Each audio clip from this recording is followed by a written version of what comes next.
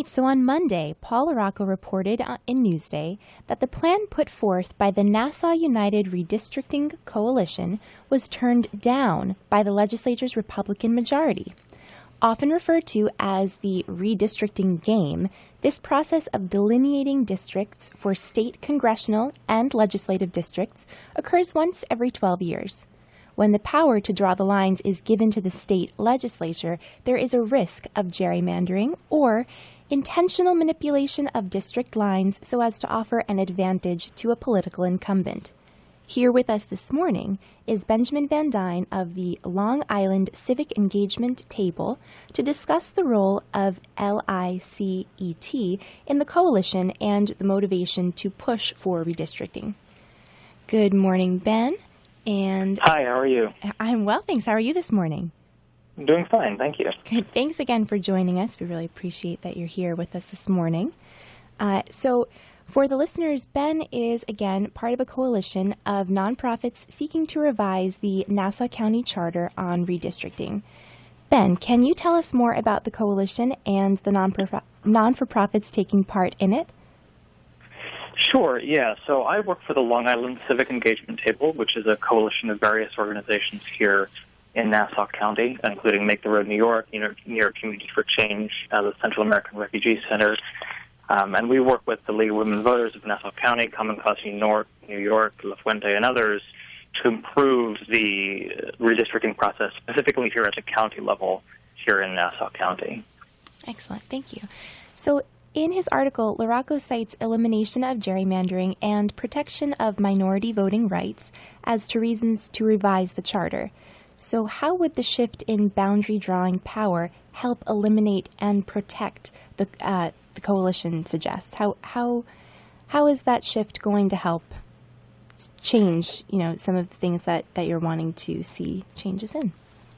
Yeah, it's interesting. We did a report that we released in January, and one of the things we did in researching that is we found basically 200 years of political parties almost every single time they have the opportunity to draw those lines, abusing that power for their own partisan ends, right? Yes. Oftentimes at the expense of local communities and of citizens. So, I think our goal in this process is to follow the lead of other counties here in New York and other parts of the country that have just taken that out of the hands of the political parties, because that's the only way that has been shown to protect local communities and local interests over those of politicians. Okay. And can you give us some examples of voters' needs that are going unheard due, at least in part, to the unfair redistricting and the lesser electoral competition? It's a little hard to sort of say what would happen, right, in a different world. But I think, maybe one example would be, there were a lot of folks last year in Nassau County, there was some controversy around the cutting of youth services funding. And I think there were a number of organizations, for example, in the Hempstead area, that felt like their voices were not getting heard because of the ways in which they were represented or failed to be represented, not just by their one legislature, but by the legislature as a whole, because of the way that those lines were drawn. Okay.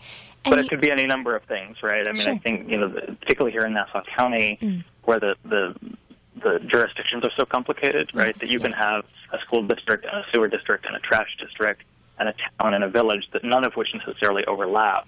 Sometimes it can be hard to hold public officials accountable. Yes, exactly. So this is just one of the aspects that could go into changing these things. And you mentioned that there has been, there in other places, there have been maybe some examples of success. There's an article that quoted, they spoke of Ulster County in New York, where districts were drawn by an independent panel. Can you speak a little bit about, success that there has been in other parts of the country? Sure, yeah. I mean, I think Ulster is really, particularly here in New York, is the premier example. And I think that, what the Ulster and Austin, Texas, and at the state level in California and Arizona and other places have seen is that it is possible to design a process that, number one, is just functions and works. Number two, pays attention to public input, and number three is fair. Right, is removed from the partisan machinations that are day to day, and is put in the hands of people who are going to prioritize drawing a map that's fair for the people of the county. And why do you think of all the counties in New York, only Ulster has, one of these models? Why is that, you think? Because it's not easy. I think it's not easy to get politicians to put their immediate short-term self-interest aside and look at what's best for the county as a whole. I think as a coalition coming into this, we never expected that this would be embraced by legislators and say, oh, there's nothing I want more than to ignore my short-term political self-interest. Right. And pass that we've always known that it would be a long process of persuasion. I think, we're in the middle of that process now. Okay. But just because it's hard doesn't mean it's not worth doing. Yes, exactly. All right, so another question I have, rather than maintain a commission of GOP and Democratic appointees, you guys are suggesting that nonpartisan citizens share some of the power. And I'm wondering, how do you imagine that those citizens would be appointed or, become part of this group of decision makers? I think there are various options. I think, at our website, nasaunitedredistricting.org, you can download a report that outlines some various options. I don't think there's a particular option that we're committed to, particularly in conversation with legislators. I think our hope is to bring a variety of viable options to the table, whether it's a lottery or appointment by an independent auditor that is agreed on by both parties. There are various options, and I think we're open to different ones. Excellent. And can you tell us more about the New Hyde Park rally and what the coalition hopes to accomplish with that rally? Yeah, I think, this, particularly if you only read the headline of Paul's article, you can see, it sounds like there's been a last word on redistricting. But I don't think if you read the article that that's the reality. I think we're in the middle of a process of conversation and persuasion, yes, both of people in the community and of legislators. So the rally today is at 11 at the New Hyde Park at the Hillside Library, which is 155 Lakeville Road. Okay. And we're going to be bringing out a group of people to show, number one, that the community does want and demand fair, independent redistricting, and in particular that it's something that is consonant with our deepest values. So we'll have some local clergy out speaking about the ways in which their faith and their values inform their support of fair redistricting, and other members of the community speaking about their values as well. Excellent. In addition to the publicity that stems from the rally, how else do you propose reaching and engaging members of the public? Maybe you can also repeat the website that you mentioned a moment ago. Sure, yeah. The website is nasaunitedredistricting.org. And I think we'll be out in the community meeting with various groups, doing some presentations, getting people informed, and just hitting the street. But if people are interested in getting involved, they can certainly visit that website and be in touch with us that way, and we'll help get folks involved. Sounds good, Ben. A question for you, just your personal thought of, in a perfect world, how should districts be drawn up? And with that question, what I guess I'm speaking to is the fact that districts evolve. Demographics change within districts. An area that may be voting on one party line 1 year may be a little bit different 5-10 years down the road. So how do you think that these districts should be set up? And do you think that they should always be changing, or should they stay relatively the same? Well, the whole point of having a redistricting process is that those districts do change, like you say, and the lines need to change to conform with the changes in the community on the ground. So I guess I would say in a perfect world, it's not really something I think about very much, right? I mean, we live in the world that we live in, and we live in the county that we live in.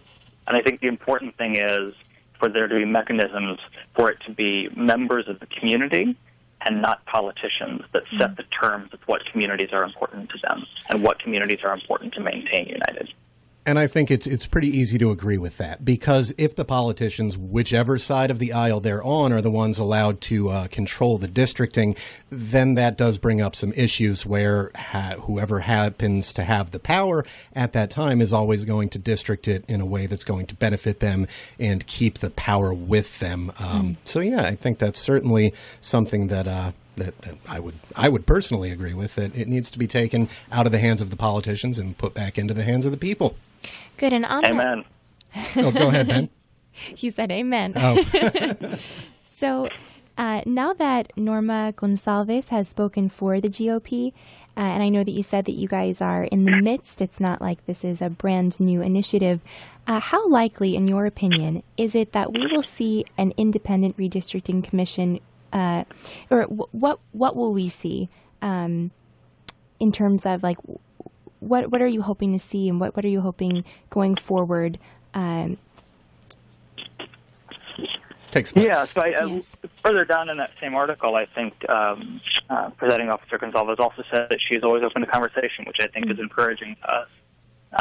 She said she thought it was, the GOP caucus thought that it was premature to take this up. I think, our job in the next several weeks and months is to convince her that it's never premature to make things fair and more effective for the people of Nassau County.